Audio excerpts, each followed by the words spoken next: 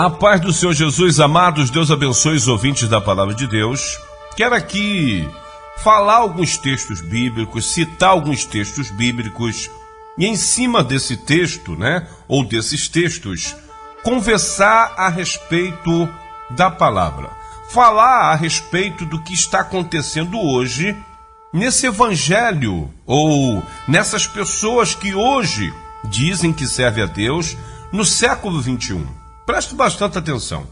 Eu até, quando estava estudando, me veio à mente uma seguinte epígrafe, um seguinte título para essa mensagem. O Evangelho é para homem e mulher. O Evangelho é para cabra macho, para mulher de fibra. E não para aquelas pessoas que tudo sente dor, tudo dói, tudo machuca. Deus não chamou covarde. Certamente Deus não chamou covarde. Preste bastante atenção. Eu quero falar tudo à luz da Bíblia, porque de fato tem sido difícil até pregar o evangelho hoje em dia, porque você traz uma mensagem, a pessoa que não te conhece, ela já fica olhando para o pastor, tipo assim, quem é essa pessoa para vir nos repreender?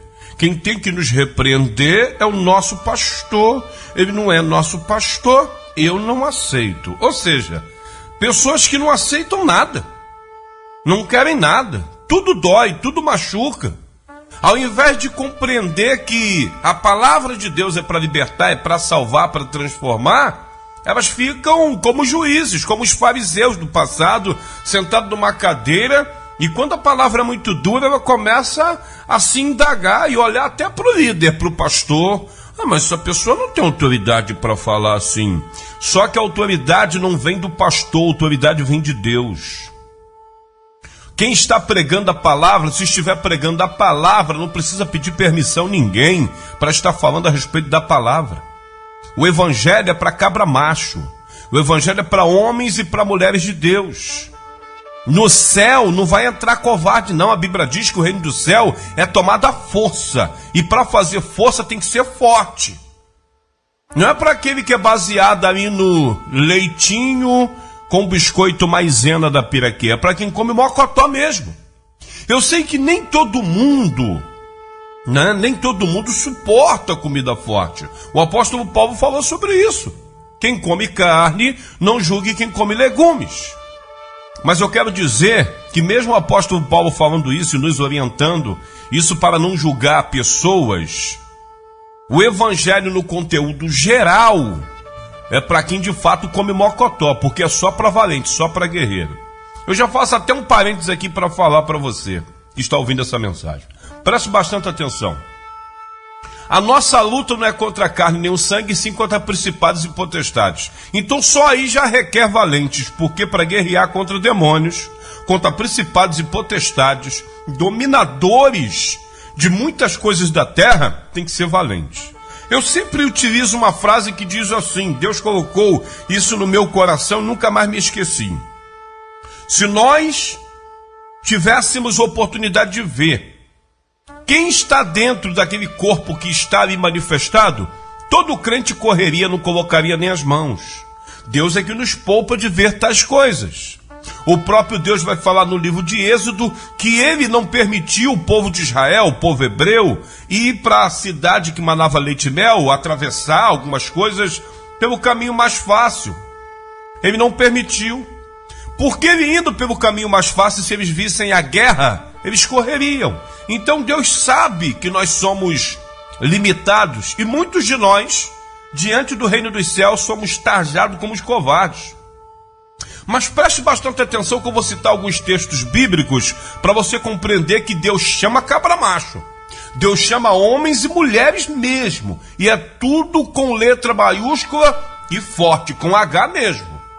Olha um homem que chamou muita atenção de Deus. Por que ele chamou a atenção de Deus? Preste bastante atenção. Gênesis capítulo 32, verso de número 24 diz: Jacó, porém, ficou só, e lutou com ele um homem, até que a alva subiu. E vendo este que não prevalecia contra ele, sabe quem é que está falando aqui? E vendo este que não prevalecia? O anjo do Senhor. ele não prevalecia contra Jacó, porque Jacó estava brigando com ele. Olha o que diz: tocou a juntura da sua coxa e se deslocou a juntura da coxa de Jacó, lutando com ele, e disse: deixa-me ir. Sabe quem está pedindo assim? Me solta, porque eu não estou conseguindo prevalecer contra você. Um anjo do Senhor, lutando com um homem. E continua o texto dizendo: porque a alva já subiu. Porém ele disse, Jacó disse para o anjo: não te deixarei ir, se não me abençoares. Olha o que o anjo disse para um homem. Então disse: não te chamarás mais Jacó, mas Israel, pois como príncipe lutaste com Deus e com os homens prevaleceste. Sabe o que o anjo estava dizendo? Esse anjo que está diante de você aqui é uma representação de Deus.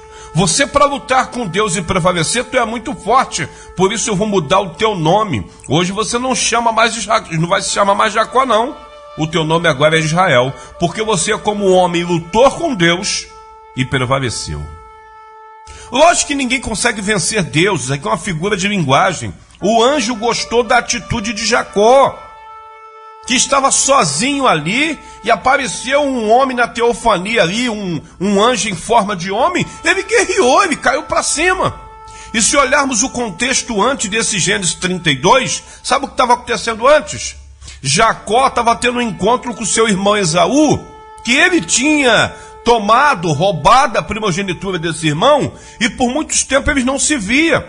Ele estava com muito medo de se encontrar com esse irmão e de repente ser morto. Mas ele mesmo assim ofereceu alguns despojos, algumas coisas para o seu irmão, e teve um encontro com Esaú, sim. Ou seja, ele, antes disso acontecer aqui, desse encontro com o anjo, ele já estava mostrando para Deus assim: eu não tenho medo não, eu enfrento.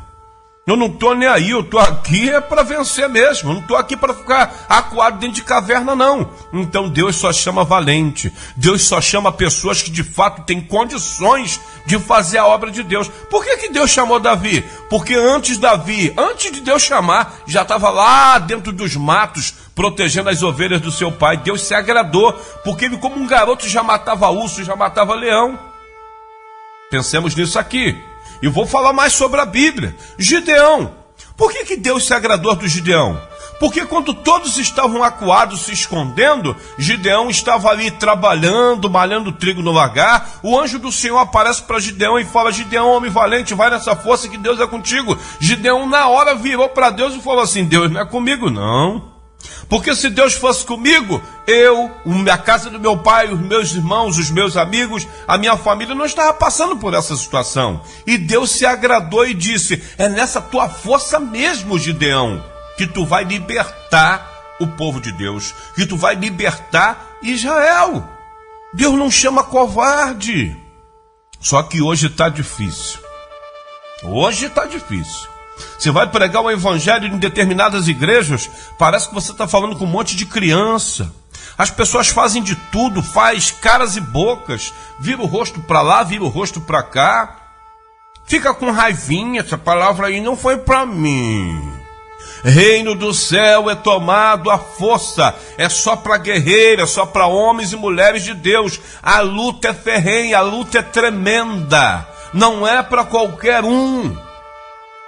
Já contei isso por diversas vezes, quando eu tive uma experiência espiritual dentro da minha casa, que um espírito imundo se materializou e agarrou o meu corpo e me jogou de encontro à cama. Eu na mesma hora gritei por diversas vezes: mamãe, mamãe, mamãe, mamãe, porque para mim aquilo era novo. E quando eu recobrei a consciência, eu repreendi aquele espírito e ele me soltou. Eu estava cansado, parecia que eu tinha brigado muito. Eu fui para a sala, peguei a Bíblia, quando eu abri, estava escrito: aquele que põe a mão no meu arado e olha para trás, o meu espírito não tem prazer nele. Eu falei: Senhor, o que está acontecendo? E uma voz bradou no meu ouvido dizendo: tu queria conhecer o mundo espiritual, eu te mostrei, e se você voltar atrás para mim, tu é covarde. Deus não chama covardes. Olha o que diz em Salmo 126, verso 5. Os que semeiam em lágrimas, com cânticos de júbilo, cegarão. Olha o que está dizendo. Os que semeiam em lágrimas. Eles estão chorando mas eles estão semeando. Eles estão sofrendo, mas eles estão lutando. Então há uma promessa. Se você permanecer assim, está chorando, mas não se entregou, você vai ter cânticos de júbilos, você vai alcançar, você vai vencer, porque o reino do céu é tomado à força. Tem guerra, irmão, irmã, você que está ouvindo essa mensagem, que só se toma na força mesmo, na braba mesmo. Tem espírito imundo que ele manifesta, que ele não aceita qualquer tipo de palavrinha sai, não. Ele vai fazer muita gracinha, vai partir para cima. Uma certa feita eu vi um príncipe do inferno, um general do inferno manifesto em um corpo humano. E quando um bispo chegou diante dele falando para ele, dando algumas ordens para ele, ele falou: não ouça a tua ordem não, rapaz. Você não está falando com qualquer, não, tu está falando com um príncipe, tu está falando com um general. E de fato era um general. Porque no campo espiritual o diabo tem os seus. Lógico que aquele homem também não estava só, nós não estamos só. E aquele homem deu ordens, queimou aquele espírito, e teve uma hora que ele não suportou mais, começou a falar: tá bom, me manda embora. Mas ele peitou, foi para cima, falou que não colocava as mãos para trás. O evangelho é só para homens e mulheres, mas é com a letra maiúscula, não é com minúscula não. Não é para covarde não. Tá pensando que vai entrar no céu de qualquer maneira? Então vamos compreender, parar com essas bobeiras de querer palavrinhas doces cheias de mel. Cheia de mel, tem que ser mel, docinha palavra que diz que eu vou vencer. Paulo falou para Timóteo: Timóteo, vem cá meu filho. Olha, Timóteo, eu já enviei tantas pessoas para o ministério, mas tenho me decepcionado com muitos. Agora estou enviando você e vou te estruturar. Vai ter um tempo, Timóteo, que eles não suportarão a sã doutrina. Eles vão querer palavrinhas gostosas que vá de encontro ao desejo deles. Eles vão querer palavras que traga massagem no seu ego, que diga que eles vão vencer, que eles estão certos, que caminhem sem mesmo, é desse jeito. Quando você trouxer qualquer palavra para eles, Timóteo, dizendo está errado, tem que se converter, que tem que se acertar, eles vão querer te matar. Vai haver esse tempo, irmãos, pasmem, estamos vivendo esse tempo. As pessoas não querem ouvir palavra de libertação, querem ouvir palavras de riqueza, de conquistar na terra. Não quero ouvir palavra de se converte ou então tu vai para o inferno. Quero ouvir palavras que dizem assim: ah, tu vai vencer. Ih, já estou vendo uma casa. A internet, o Facebook está lotado de pessoas, não vou nem utilizar homens e mulheres de Deus, porque eu vejo ali pessoas aproveitando disso aí, se aproveitando disso, dessas pessoas que querem essas palavrinhas gostosas, e tacando lá um monte de profecia, o povo caindo dentro, colocando embaixo: ora pela minha vida sentimental, ora pela minha vida não sei o quê, ora para Deus abrir uma porta. As pessoas estão querendo isso. Eu estava lendo o livro de Zacarias, capítulo de número 6, se eu não me engano. Deus estava fazendo uma pergunta assim para o povo: o jejum e a oração de vocês estão fazendo para quem? Para mim? Certamente não. Estão fazendo para vocês mesmos. Sabe o que Deus estava dizendo? Ninguém faz jejum para se converter. Ninguém faz jejum para me agradecer. Ninguém faz jejum porque está feliz em estar na minha presença. Estão fazendo jejum querendo casas, querendo cura, jejum para cura. Então o jejum de vocês não é para mim, é para vocês mesmo. Quero ver alguém fazer jejum assim: eu vou me abster de carne e de comida por agradecimento a tudo que o Senhor tem feito por mim. Eu vou fazer jejum, eu vou orar, Senhor, sabe para quê? Para que o Senhor continue na minha vida, para que o Senhor jamais se aparte de mim, para que o Senhor venha me converter. Então Deus estava falando: esse jejum eu não tenho visto. Agora jejum para filho se converter tem, jejum para abrir portas tem, jejum para poder, subir em púlpito e falar melhor do que os outros tem. Então o teu jejum tem sido para você mesmo, não tem sido para mim. Misericórdia. Abra os teus olhos, pede Deus para abrir os teus olhos. É a palavra dura que liberta, é a palavra dura que transforma. Jesus curou muitos, Jesus abençoou muitos, Jesus transformou a vida de muitos. Quando Jesus começa a pregar pesado, dizendo, olha, vai acontecer algumas coisas aí, eu vou para a cruz, vai ter morte, vai ter sofrimento, vocês um dia vão se alimentar do meu sangue, da minha própria carne. Os discípulos estavam tão carne que eles não compreenderam nada, se escandalizaram e começaram a ir embora. Falou, esse homem está doido, esse homem aí é canibal, não estamos entendendo, que negócio é esse? Começaram a ir embora. Jesus virou para o único que ficou, Pedro, e falou, Pedro, quiser ir com eles, pode ir. Pedro falou, não, Senhor, como é que eu vou para lá? Se só o Senhor tem a palavra da vida eterna. Mas eles não queriam ouvir a palavra dura não, só a palavra da bênção. Só a palavra de vai conseguir, vai conquistar, porque Deus é contigo. Não estava querendo ouvir aquela palavra. Continua no teu caminho, fumando teu cigarro, se prostituindo, para ver se tu vai para o inferno. Não queria ouvir isso não. Mais um texto bíblico. A Bíblia já diz, né? Já aprendemos aqui, Salmo 126. Se você continuar semeando, chorando, com lágrimas e com cânticos, você vai voltar cheio de bênção. Verso 6 de Salmo 126 diz, aquele que sai chorando, levando e semeando para semear, sementes para semear, voltará com cânticos e júbilo, trazendo consigo os seus molhos. Ou seja, é no sofrimento mesmo, é na dor, é na oração que nós vamos conquistar. Ainda tem mais um verso. O Evangelho segundo escreveu João, capítulo 16, verso 33, diz assim, tenho-vos dito isto, para que em mim tenhais paz, mas no mundo tereis aflições. E Jesus falou aflições no plural mesmo. Mas ele disse assim, ó, mas tem de bom ânimo, eu venci o mundo. Então Jesus falou, aqui não tem papo torto, né? O papo aqui, perdão da palavra, é reto, é para quem de fato quer. Vai ter aflição, mas vai ter também vitória.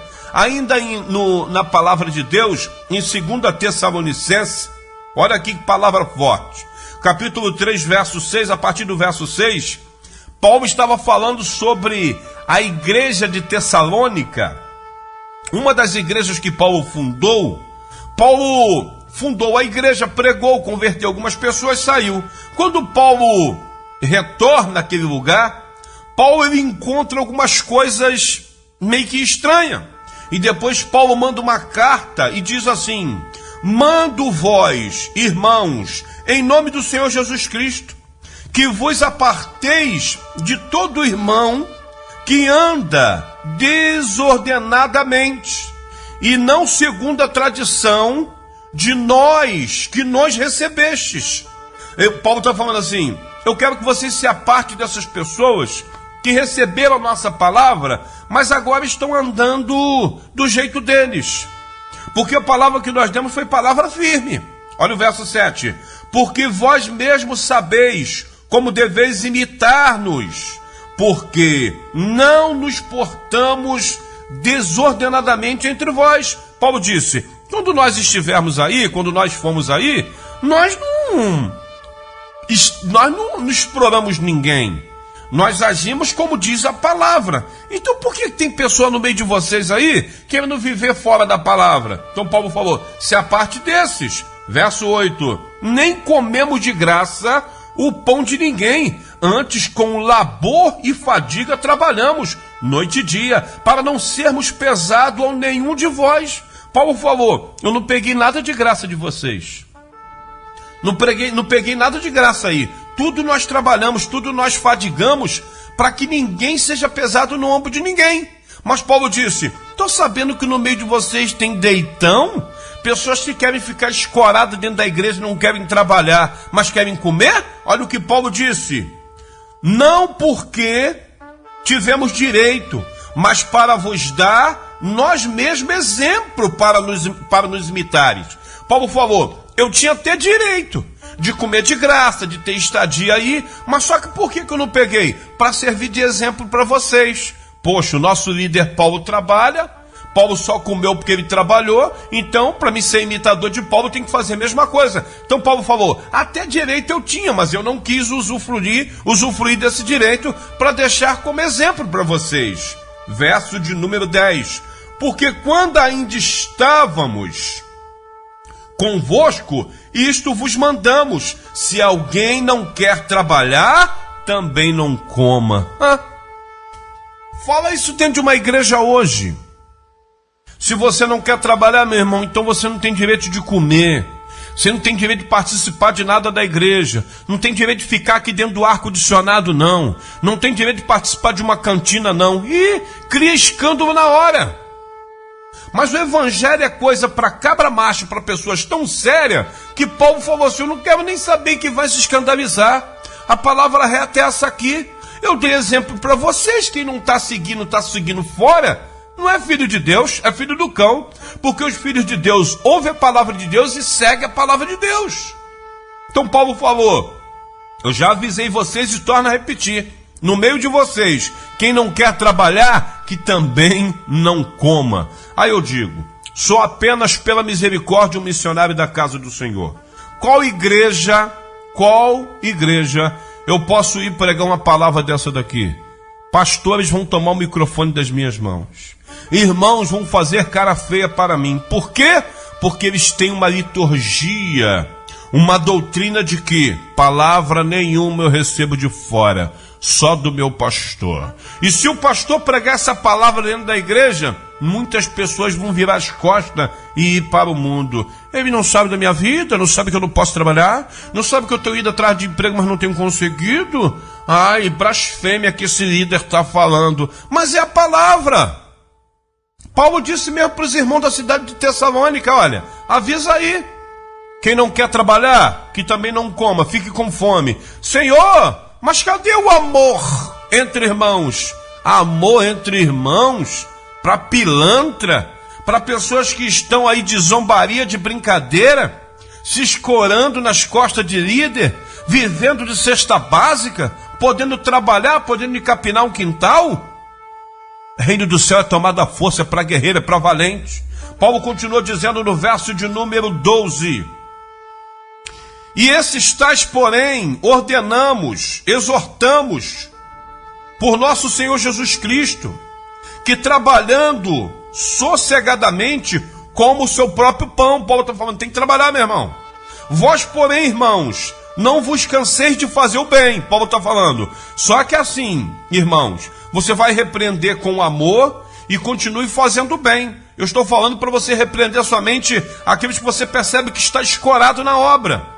Verso de número 15, para encerrar, Paulo diz assim: todavia não o considereis como inimigo, mas ademoestei como irmão. Paulo está falando, orienta, mas seja firme, fala a verdade, mas ame como irmão. Agora não deixe deitado aqui dentro da igreja, aqui aproveitando molezinho não, porque aqui todo mundo trabalha e todo mundo tem que trabalhar. Para encerrar agora, Josué capítulo 1, verso 1, depois da morte de Moisés, houve um grande sofrimento. Está lá em Deuteronômio capítulo 34, verso 8, diz assim: os filhos de Israel prantearam a Moisés por 30 dias, nas planícies de Moabe. Os dias do pranto, do luto de Moisés se cumpriram, ou seja, o povo depois da morte de Moisés chorou por 30 dias. Mas veja que Deus, ele não quer ninguém chorando, ele quer guerreiras, pessoas lutando. Aí lá em Josué capítulo 1, verso 1 diz: